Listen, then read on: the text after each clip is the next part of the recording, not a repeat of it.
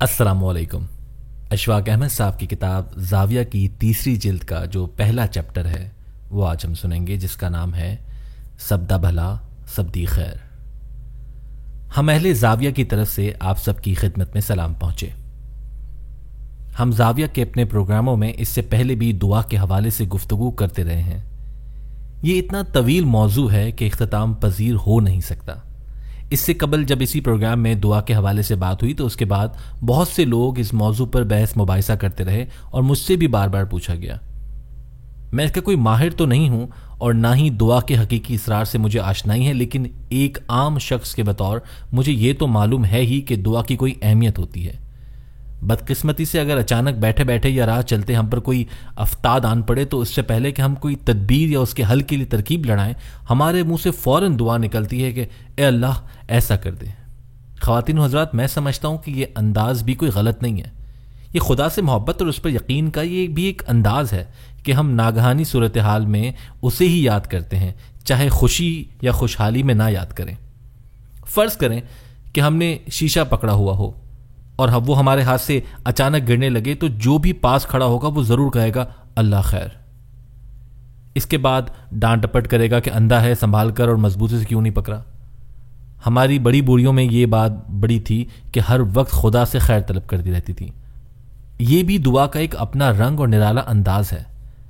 गुज़िश्ता programme में मैंने एक तजवीज़ पेश की थी कि दुआ को बजाय उसके कि हम ज़ुबानी मांगे किसी कागज़ पर लिख लिया जाए और उसे एक अर्ज़ी की सूरत में लिख कर रख लिया जाए, तो ये भी एक अच्छा अंदाज है। मेरे सोचने की एक वजह यह थी कि पूरी नमाज में या इबादत में हम जब दुआ के मुकाम पर पहुँचते हैं तो हम बहुत तेज़ी में होते हैं और बड़े उतावले जल्दबाज होकर दुआ मांगते हैं। एक पाँव जूते में होता है और एक ज़मीन पर, और हम दुआ मांग के चलते बनते हैं। इस तरह वो ताल्लुक और रिश्ता जो खुदा और इंसान का दुआ से कायम होता है वो कायम नहीं हो पाता। हमारे एक बाबा ने ये तरकीब सोची थी कि दुआ मांगते वक्त आदमी पूरे खुशू और खुजू के साथ पूरी तवज्जो और मुकम्मल तवज्जो के साथ दुआ की तरफ तवज्जो दे और जो उसका नफ्स मजमून हो उसको जहन में उतार कर उसे तकल्लुम में ढाल कर आगे चलाए और इस तरह से इस बारगाह में आजिज़ी से दुआ मांगे कि इंसान के अपने दिल को भी इल्म हो कि वो वाकई दुआ मांग रहा है। दुआ और इंसान का आपस में बड़ा पुराना और गहरा ताल्लुक है। मेरे एक दोस्त हैं, उन्होंने मुझे बताया कि उसने दुआ कागज़ पर लिखने की बजाय एक और काम किया है। मेरे उस दोस्त का नाम अफजल साहब है। उन्होंने मुझे बताया कि उन्होंने एक रजिस्टर बना लिया है जिस पर वो अपनी दुआ बड़ी तवज्जो के साथ लिखते हैं, साथ तारीख का इंदराज भी करते हैं।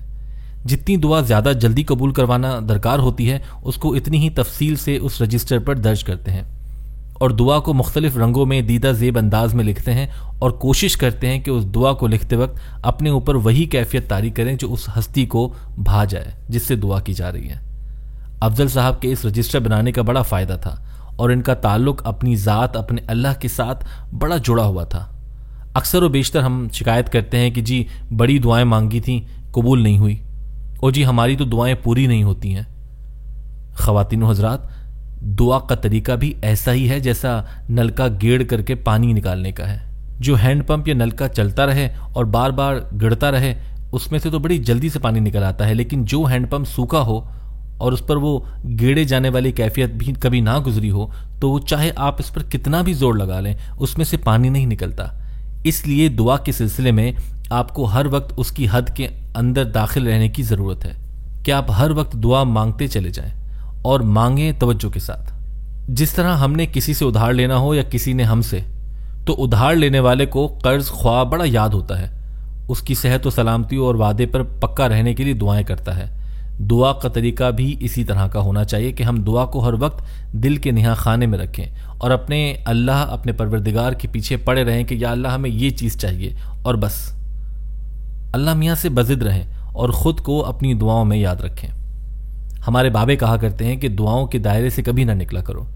अगर अपने लिए दुआ नहीं कर रहे और आप पर खुदा की बड़ी मेहरबानियां हैं तो खुदा के लिए दूसरों के लिए दुआ करते रहा करें।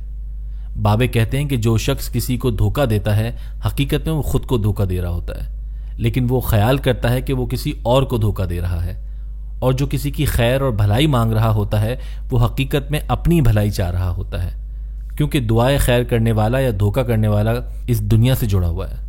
ख़वातीन व हज़रात, दुआ ख़त व किताबत नहीं है, एक चिट्ठी नहीं है, عرضی خدا کے حضور ڈال کر مطمئن ہو کر بیٹھنے کا اور اس ذات پر اعتماد اور بھروسے کا نام ہے۔ کچھ ہماری دعائیں ایسی بھی ہوتی ہیں جو اگر قبول ہو جائیں تو ہمیں نقصان پہنچنے کا اندیشہ ہوتا ہے، لیکن ہم خدا سے شکوہ کرتے ہیں کہ اللہ آپ نے ہماری دعا قبول نہیں کی، بلکہ آپ جب بھی دعا کریں اس میں یہ جملہ ضرور شامل کریں کہ اللہ ہمیں وہ عطا فرما جو ہمارے حق میں بہتر ہو۔ ایسا بھی ہوتا ہے کہ خدا ہمیں پھولوں سے بھرا ٹوکرا عطا کرنے کے موڈ میں ہوتا ہے اور ہم صرف ایک پھول کی ضد لگا کر بیٹھے ہوتے ہیں۔ آپ نے گلی میں شام کو گزرنے والے ان فقیروں کو صدا لگاتے ضرور سنا ہوگا کہ کل عالم دا بھلا، کل عالم دی خیر۔ یہ انداز دعا ہے جو سب سے بھلا ہے، کیونکہ کل عالم میں آپ بھی شامل ہیں۔ ہم بھی ایسے ہیں کہ پھولوں کے ٹوکرے کو ٹھوکر مار رہے ہوتے ہیں اور ایک پھول کے پیچھے بھاگ رہے ہوتے ہیں۔ اپنی دعا میں اللہ تعالیٰ کی رحمت کی شمولیت کا تقاضا ضرور کریں۔ دعا کریں کہ اللہ میرا کچھ تقاضا بشری ہے، مجھے فلاں چیز چاہیے، لیکن اس میں آپ کی رحمت بھی شامل ہونی چاہیے، اور دعا کی قبولیت اس انداز میں ہو کہ وہ آس پاس کے لوگوں کو بھی پسند آئے۔ اگر آپ خدا سے دعا کریں کہ اے اللہ جو تو چاہتا ہے ہمیں عطا کر، وہی ٹھیک ہے، یہ ٹھیک نہیں ہے۔ ہو سکتا ہے کہ اللہ آپ کو فقیری عطا کر دے، جبکہ آپ کی CSS افسر بننے یا بڑا افسر بننے کی خواہش ہو۔ آپ ڈپٹی کمشنر کی جگہ ٹاؤن ہال میں کلرک لگ جائیں۔ اللہ سے یہ دعا کریں کہ اللہ مجھے ڈپٹی کمشنر بھی بنا دے، اور پھر ویسا نیک بھی رکھ کہ رہتی دنیا تک لوگ مجھے یاد کریں کہ باوصف اس کی کہ ایک بڑی مشکل درپیش تھی، بڑے اختیارات حاصل تھے، لیکن وہ نیک اور دیانتدار ضلع ناظم تھا اور وہ اپنے منصب پر پورا اترا ہے۔ ایک بات آپ ہمیشہ ذہن میں رکھیں، اور مجھے یہ بات میرے بابوں نے بتائی ہے۔ میں تو اس بات پر اس طرح سے یقین نہیں کر پایا، لیکن مجھے معلوم ہے کہ آپ پڑھے لکھے اور خدا کی ذات پر بھروسہ کرنے والے بچے ہیں۔ آپ ضرور اس پر یقین کامل رکھیں گے کہ دعا بذات خود ایک بڑی نعمت ہے اور دولت ہے۔ یہ معمولی سا لفظ اپنے اندر بڑی وسعتیں سموئے ہوئے ہے۔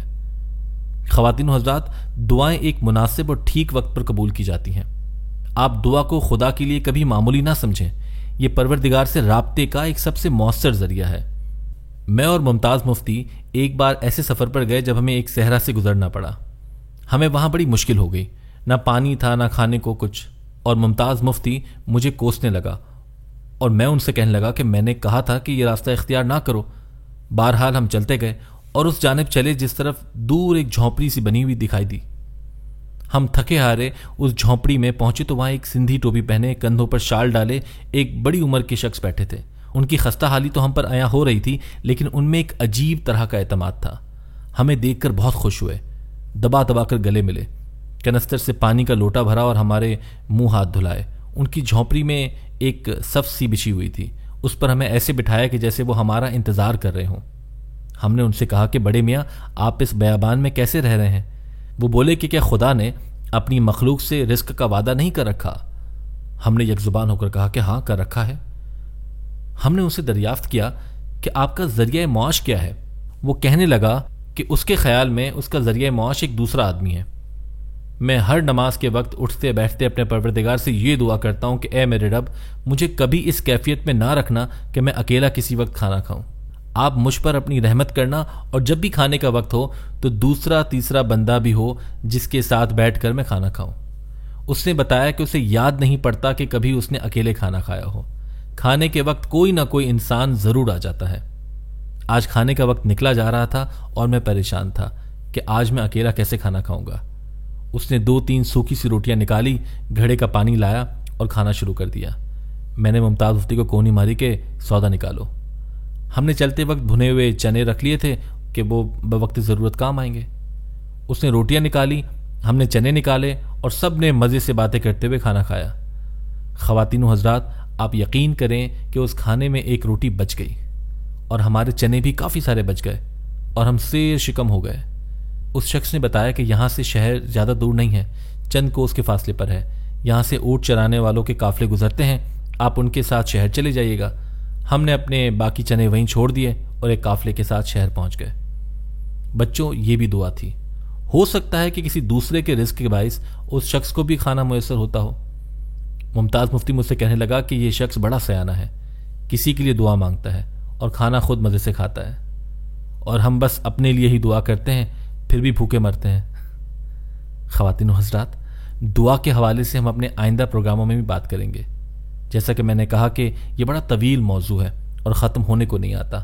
اب مجھے امید ہے کہ آپ بھی سب دا بھلا سب دی خیر کے فارمولے پر کاربند رہیں گے۔ اللہ آپ کو آسانیاں عطا فرمائے اور آسانیاں تقسیم کرنے کا شرف عطا فرمائے۔ اللہ حافظ۔